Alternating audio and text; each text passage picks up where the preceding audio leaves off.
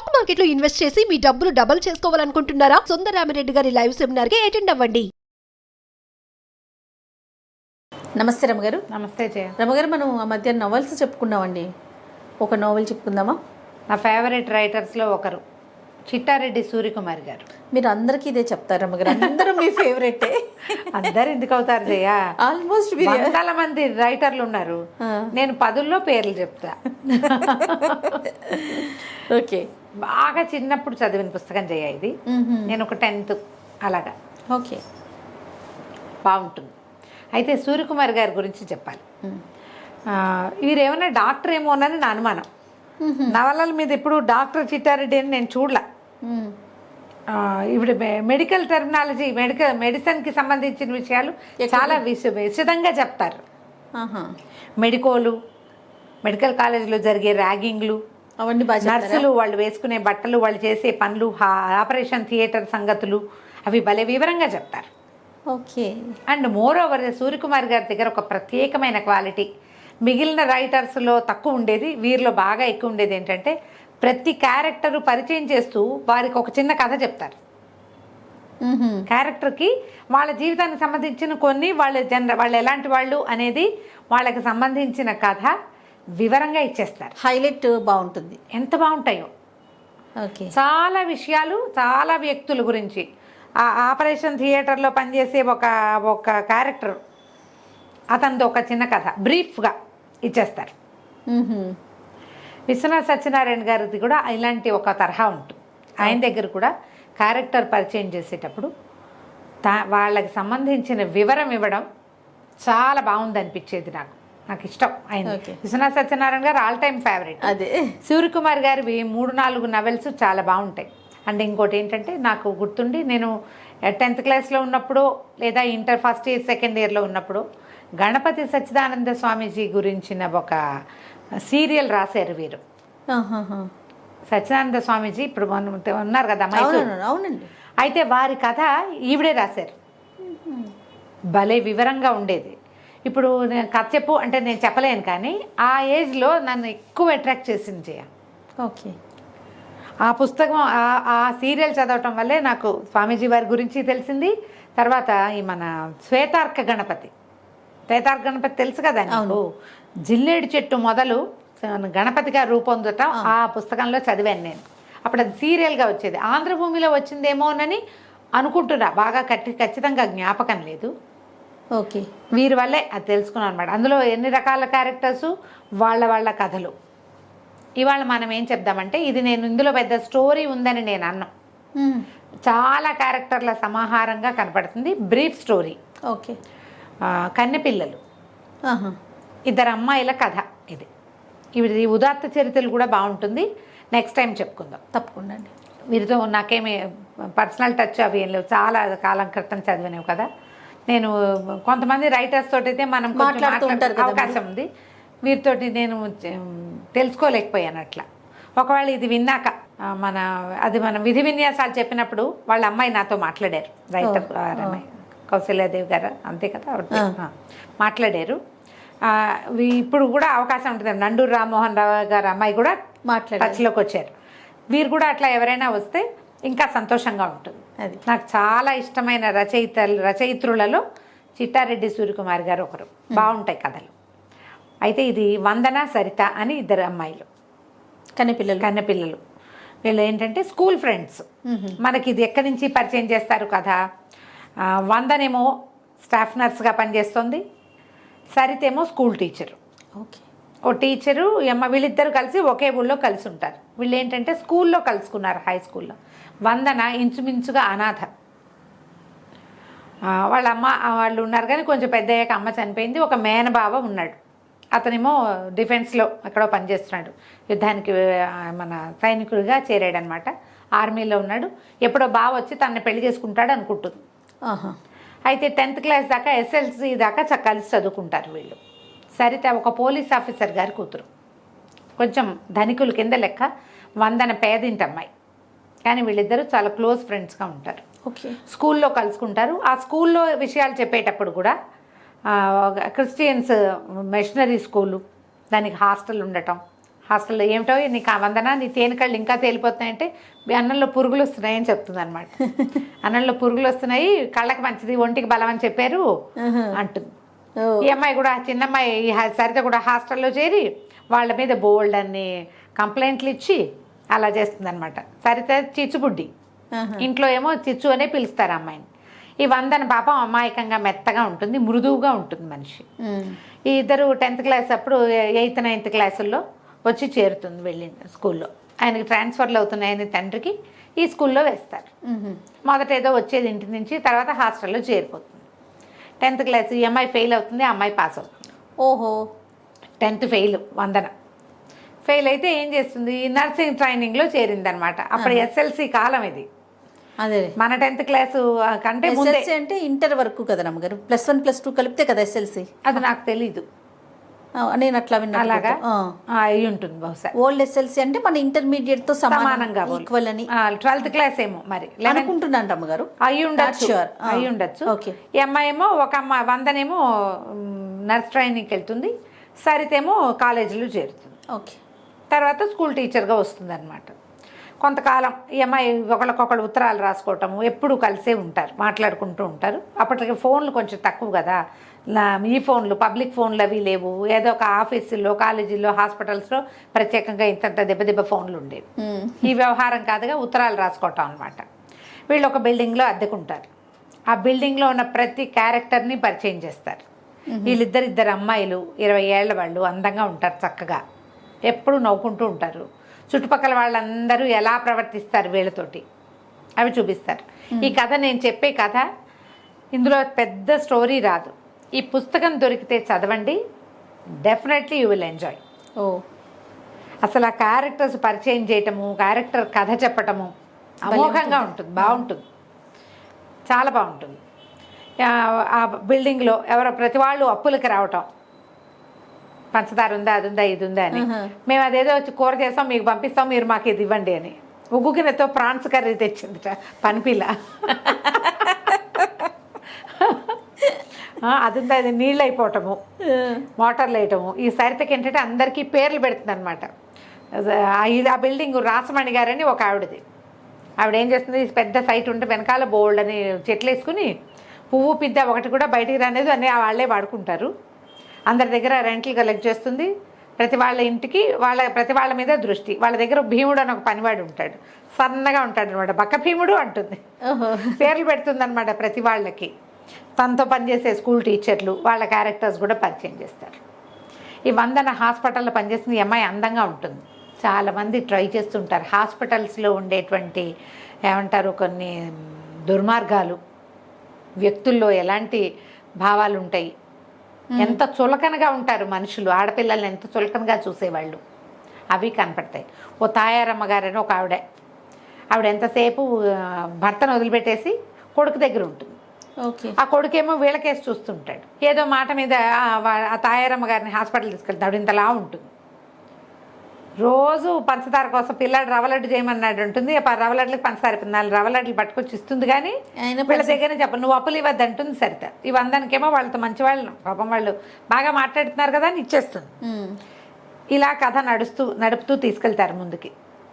తను nurse training ఎలా చేసింది అనేది ఉత్తరాల రూపంలో చూపిస్తారు. వందన ఎక్కడికో వెళ్ళింది, సరిత ఒకతే ఉంది ఇంట్లో.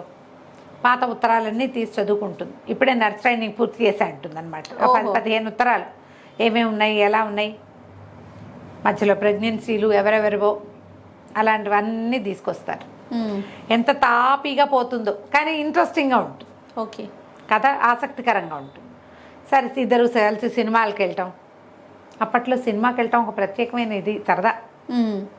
మేము కూడా అలాగే వెళ్ళేవాళ్ళం. ఆదివారం వస్తే సినిమాకి వెళ్ళాలి. ఇంకేం లేదు, టీవీలు లేవు కదా, ఇంకా అదే ఎంటర్టైన్మెంట్. టీవీలు లేవు, ఫోన్లు లేవు, ఏం చింతపిక్కలు ఆడుకునేవాళ్ళం ఎండాకాలం. అప్పుడప్పుడు వారానికి 10 రోజులకు ఒక సినిమాకి వెళ్తూ ఉంటాం. చూసిన సినిమా మళ్ళీ చూస్తుండేవాళ్ళం. వీళ్ళిద్దరు గట్టిగా మాట్లాడడం. సరిత పెద్ద గొంతు. ఓకే. వందన కొంచెం ముద్దుగా మాట్లాడుతుంది, చిన్నగా మాట్లాడుతుంది. ఈ తాయారమ్మ గారు కొడుకునితో పాటు ఉంటుంది. భర్త ఏమో ఊళ్ళో ఉంటాడు.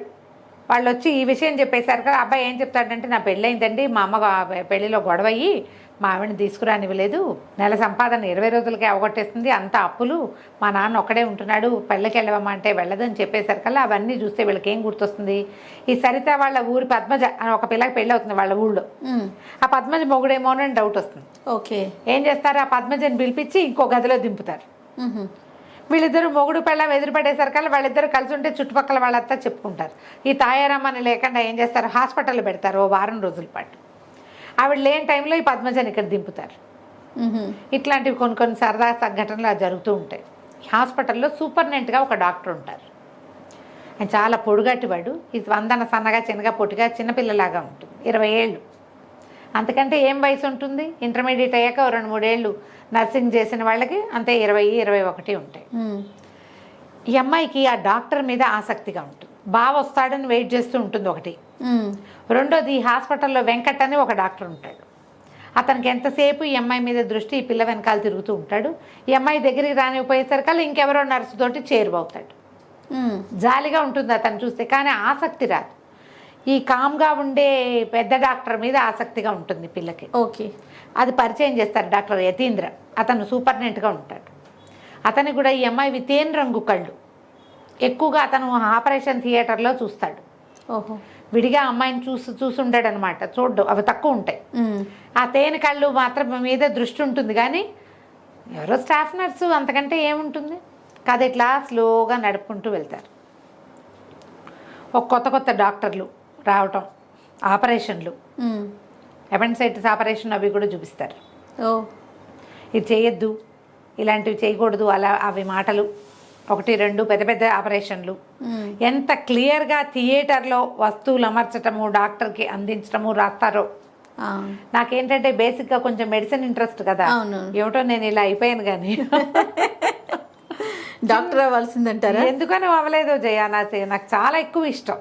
అన్ని ప్రొఫెషన్లోకి వెళ్ళా డాక్టర్ ఇష్టం రమ్మగారు మీకు? ఇష్టం. ఓకే. ఆపరేషన్ థియేటర్లో అలాంటి కథలు మరీ ఇష్టం నాకు. అదేలేండి, ఆ ప్రొఫెషన్ ఇష్టం కాబట్టి అది ఇంట్రెస్ట్ అనిపిస్తుంది. ఆపరేషన్ థియేటర్లు, సర్జరీలు నేను అవి ఎక్కువ చూస్తాను. ఓహో. మామూలుగా సిరీస్లు కూడా అలాంటి చూసేస్తాను. కోసేసేది, కట్టేసేది, కుట్టేసేది చూస్తా. అవి ఇష్టం నాకు ఎందుకో అలా ఉంది. మరి వచ్చే జన్మలో డాక్టర్ అవుతానేమో చూడండి. నేను అప్పుడు కూడా కెమెరా మీతో హెల్త్ ఇంటర్వ్యూలు చేస్తాను రమ్మగారు. అప్పుడు చేద్దు కానీ అప్పుడు కూడా కెమెరా వదలవా? నేను ఎవరైనా మామూలుగా డాక్టర్ చదివి ప్రాక్టీస్ చేయట్లేదంటే నాకు చాలా బాధగా ఉంటుంది జయ. అంత కష్టపడి చదివి చెయ్యట్లేదా? ఇన్నేళ్ళు అసలు డాక్టర్ కోర్స్ అంటే నిలబడి కాళ్ళు పడిపోతాయి తెలుసా జయ. ఎన్ని గంటల నుంచి ఉంటారో, ఎంత కష్టపడి చదువుతారో కదా. అంతా కష్టపడి బాధ అనిపిస్తుంది. ఎవరైనా ఈ మగపిల్లలు పెళ్లి చేసుకుని పెళ్ళాలని ఇంట్లో కూర్చోబెడతామంటే నాకు వాళ్ళని చితకొట్టేద్దాం అనిపిస్తుంది.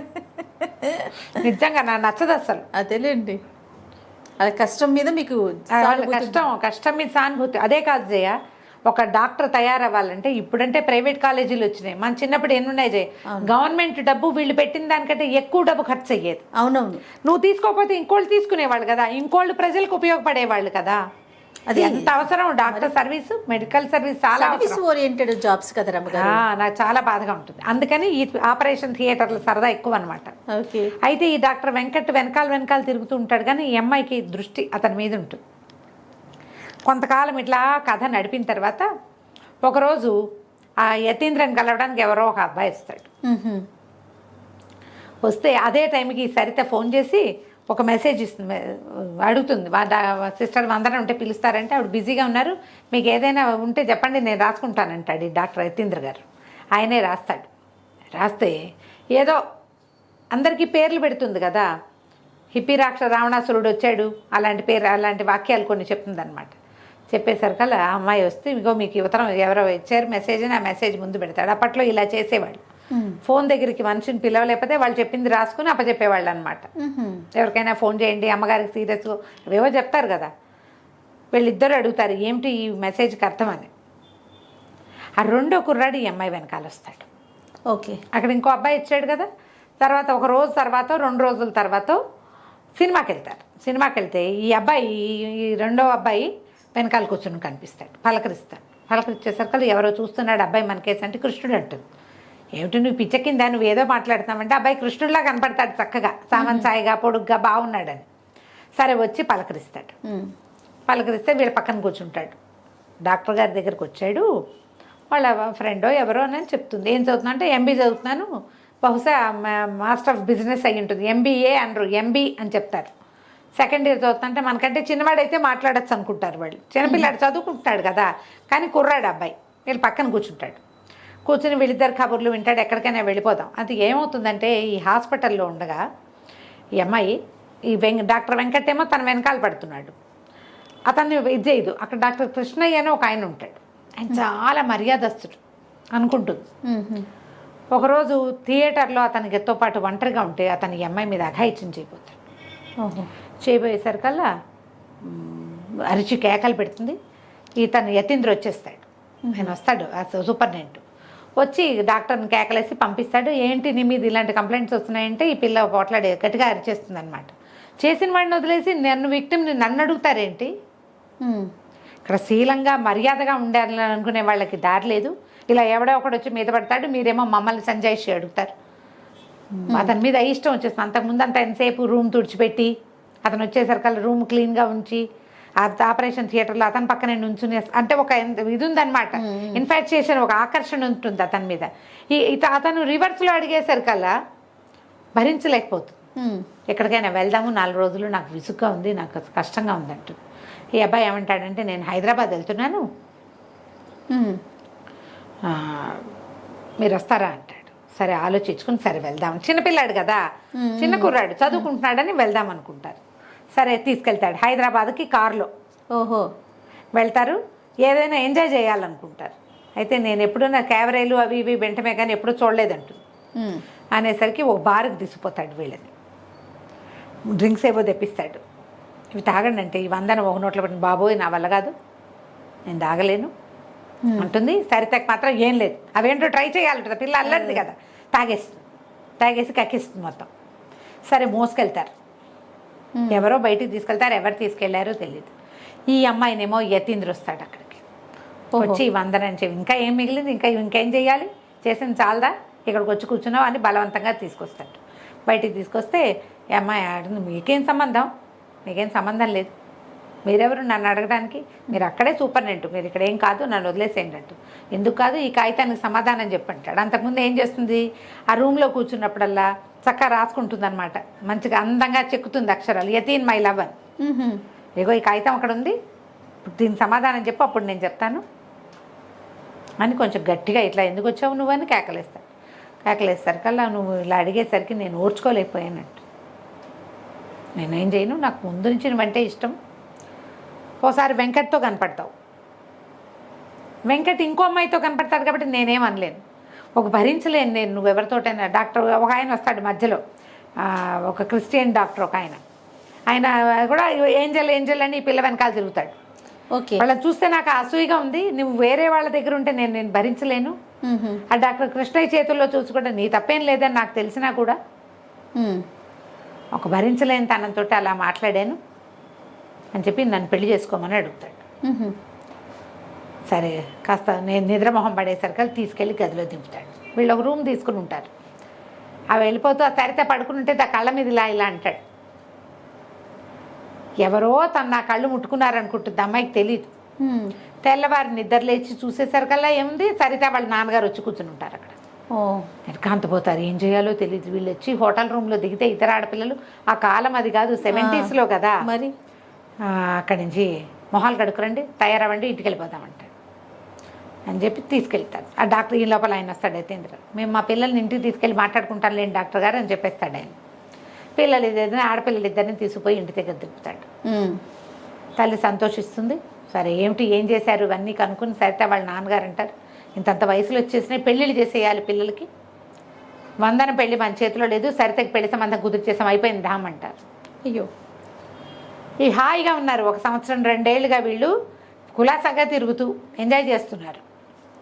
పెళ్ళి అంటే ఎవరో పేరు తెలియని వాడి దగ్గరికి వెళ్ళిపోవాలి, ఇంకో మొహం తెలియని వాడి దగ్గరికి. ఈ అమ్మాయి బావ వచ్చి పెళ్లి చేసుకుంటాడన్న ఉద్దేశంతోనే ఉంటుంది, కానీ అతను రాలేదు. వీళ్ళు స్కూల్లో ఉన్నప్పుడు వచ్చాడు, మళ్ళీ ఉత్తరాలు తప్పిస్తే మరొకట్లేదు. ఒకవేళ బావకి ఏం చెప్తావు నువ్వు అని అడుగుతుంది ఒకవేళ అతను వస్తే ఏం చెప్తావంటే అతనికి ఏమి నా మీద ఇంట్రెస్ట్ లేదేమో, ఎందుకంటే హాస్పిటల్ అడ్రస్కి ఒక్క ఉత్తరం కూడా రాయడు, పోస్ట్ బాక్స్కి రాస్తాడు, నర్సుకు ఉత్తరాలు రాస్తున్నాడని చుట్టుపక్కల వాళ్ళు అనుకుంటారేమోనని నన్ను అవాయిడ్ చేస్తున్నాడు బావ అని చెప్తుంది. ఓకే. చెప్తే ఏం చేస్తాడో చూద్దాం వచ్చాక. బావ అంటే అభిమానమే, నాకు రక్త సంబంధం ఎవరు లేరు, బావ తప్ప, అందరు పోయారు, కుటుంబం లేదు, చూద్దాం అనుకుంటారు. తీరా ఏమవుతుంది, సాయంకాలం పెళ్లి వాళ్ళు వస్తారని చెప్పి చూస్తుంటే కారులో నుంచి ఆ మహేంద్ర దిగుతాడు. ఎవరు ఈ అబ్బాయి, వీళ్ళని తీసుకొచ్చాడు కదా, మహి అని పిలుస్తుంటారు వాడిని, మహేంద్ర అబ్బాయి పేరు. దిగేసరికి చిన్నోడు అనుకుంటున్నారు. వచ్చేసరికి ఇగో ఎవరో పెళ్ళికొడు కాదు మన ఫ్రెండే వచ్చాడని పరిగెత్తుకుంటూ వెళ్తే హాయ్ మహి అనుకుంటూ వెళ్ళేసరికి లోపల నుంచి ఇంకొక ఆవిడ దిగుతుంది. ఒక ఆవిడ వస్తుంది ఆ కుర్రాడితో పాటు. వీళ్ళిద్దరు పెళ్లి చూపులకు వచ్చారు. ఇదేమి నువ్వు ఇంజనీర్వా, నువ్వు ఏదో చదువుకుంటానని చెప్పావు కదా అంటారు. వాడు ఆల్రెడీ ఇంజనీరింగ్ చదివి 2 ఏళ్ళు ఉద్యోగం చేసి ఇప్పుడు MBAలో చేరాడు. ఆవిడ ఈ సరిత వాళ్ళ అమ్మగారికి ఫ్రెండ్, చిన్నప్పటి ఫ్రెండ్స్. సరే సంబంధం కుదిరిపోయింది. ఇప్పుడు ఈ మహేంద్ర సరితకు కాబోయే మొగుడు, పెళ్లికి సంబంధం కుదిర్చేశారు. వాడు తెలుసుకునే వీళ్ళ వెనకాల పడ్డాడు అనమాట. అదే సరే సంబంధం ఓకే చేసేసారు, ఇంకా కొంచెం టైం పడుతుంది. మళ్ళీ ఇద్దరు సొంత ఊరు చేరతారు. ఈ ఊరు ఉద్యోగాలకి, అమ్మాయి స్కూల్కి, ఈ అమ్మాయి హాస్పిటల్కి. అక్కడి నుంచి హాస్పిటల్కి వెళ్ళేసరికల్లా ఆ హాస్పిటల్లో స్టాఫ్ అందరూ చెప్తారు డాక్టర్ కృష్ణ మీద ఇది తీసుకున్నారు, యాక్షన్ తీసుకున్నారు, పోలీస్ రిపోర్ట్ ఇవ్వమన్నారు మిగిలిన వాళ్ళు.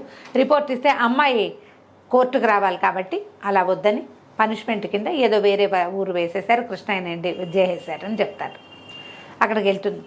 మళ్ళీ యతీంద్రని కలవడానికి వెళ్తే అతనేమంటాడంటే సింపుల్గా పెళ్లి చేసుకుందాం, పెద్దవాడిని అయిపోయి ఇట్లా పీటల మీద పెళ్ళిళ్ళు అవి వద్దు, రిజిస్టర్ మ్యారేజ్ చేసుకుందామంటే అమ్మాయికి ఎవరున్నారు ముందు వెనక, హాస్పిటల్ వాళ్ళందరికీ పార్టీ ఇద్దాం అనుకుంటారు. సరే పెళ్లి సంగతి మాట్లాడుకుని వచ్చే వారం 2-3 రోజుల్లో మా అక్కయ్య బావ నన్ను పెంచారు, అమ్మా నాన్న లేరు నాకు, మా అక్క బావ వస్తారు, ఆయన ఫారిన్లో ఉన్నారు బావగారు, రేపు ఎల్లుండి వస్తున్నారు, ఎల్లుండి మనం వాళ్ళని కలిసి రిజిస్టర్ మ్యారేజ్ చేసేసుకుందామని చెప్తారు. ఈ ఇంటికి వెళ్తుంది. ఇంటికి వెళ్ళేసరికల్లా వీళ్ళిద్దరు పక్కపక్క నవ్వేసుకుంటూ ఉంటారనమాట. ఏమిటి నా అడ్రస్ మారిపోతుంది, కొద్ది రోజుల్లో సూపరింటెండెంట్ గారి ఇంటికి చేరుతుంది, నర్సులతో ప్రణయం సాగిచ్చారని చెప్పుకుంటారు, నీ పక్కపక్క నవ్వుకుంటూ ఉంటారు. వచ్చి ఒక మనిషి గుమ్మంలో నుంచుంటాడు. తీరా చూస్తే ఈ వందన వాళ్ళ బావ. నిర్ఘాంతపోతారు, ఏమిటి పెళ్ళి కుదుర్చుకున్నాక ఇప్పుడు ఇతను వస్తే ఏం చెప్పాలి, కాసేపు మాట్లాడాలంటే సరే ఎక్కడ మాట్లాడాలి, ఈ ఇల్లంతా ఇరుక ఉంది, మేడ మీదకి వెళ్దామని మేడ మీద వచ్చి ఆపేసుకుని కూర్చుంటారు. సరితా నువ్వు కూడా రా అని తీసుకుపోతాడు. ఇప్పుడు నేను సైన్యంలో ఉన్నా కదా, నాకు ఏదైనా అయ్యిందంటే నువ్వేం చేస్తావు అంటాడు. నువ్వు బతుకుంటావా వందన అని అడుగుతాడు. వందన అంటుంది, బాబా నువ్వు చాలా క్లోజు, రక్త సంబంధం, నువ్వంటే ఎంతో అపేక్ష, అయ్యో నా ఆత్మబంధువు పోయాడని బాధపడతాను కానీ నీకోసం నేను చనిపోలేను బాబా అంటే అప్పుడు చెప్తాడు అతను, నేను ఆల్రెడీ పెళ్లి చేసేసుకున్నాను. అది నీకు ఎట్లా చెప్పాలి, నా మీద ఆశ పెట్టుకుని ఉంటావు, చిన్నపిల్లవి, నేను నీకు ఎట్లా చెప్పాలా అని బాధపడుతున్నాను. నువ్వు నా కోసం ప్రాణం పెట్టకపోతే నాకే భయము లేదు. ఇప్పుడు నా మీద నేను పెళ్లి చేసుకున్నానంటే ఈ పిల్ల ప్రాణత్యాగం చేస్తానంటే ఆ కాలం అది అప్పటి కాలం అది, ప్రాణత్యాగాల కాలం, సూసైడ్ చేసుకోవటం. అందుకని సరే ఒప్పించుకుని మళ్ళీ వచ్చినప్పుడు సబితని తీసుకొస్తాను, మా సీనియర్ కూతురు, ఆమె నన్ను పిచ్చిగా ప్రేమించింది, నా కోసం ప్రాణత్యాగానికైనా సిద్ధపడింది, అందుకని పెళ్లి చేసేసుకున్నాను, ఈసారి వచ్చినప్పుడు తీసుకొస్తానంటాడు. ఆడపిల్లలిద్దరికీ చెరో 1000 రూపాయలు చేతిలో పెట్టి, వాళ్ళ ఇంట్లో పని మనిషి ఉంటే దానికి కూడా 10 రూపాయలు చేతిలో పెట్టి మళ్ళీ కలుస్తానని వెళ్ళిపోతాడు. సరే అమ్మాయిలు ఇద్దరు తర్వాత 2-3 రోజుల తర్వాత మా అక్క బావ వస్తారన్నారుగా, రైల్వే స్టేషన్కి వెళ్తారు. రైల్వే స్టేషన్కి వెళ్తే సరే రైలు ఆగింది, యతీంద్ర కూడా వస్తాడు. ఒక పెద్ద ఆయన దిగుతారు ముందు, యతీంద్ర వెళ్ళి ఆయన కావలించుకుంటాడు. ఆయన వెనకాల నుంచి ఒక ఆవిడ దిగుతుంది, ఆవిడెవరు, మహేంద్ర వాళ్ళ అమ్మ.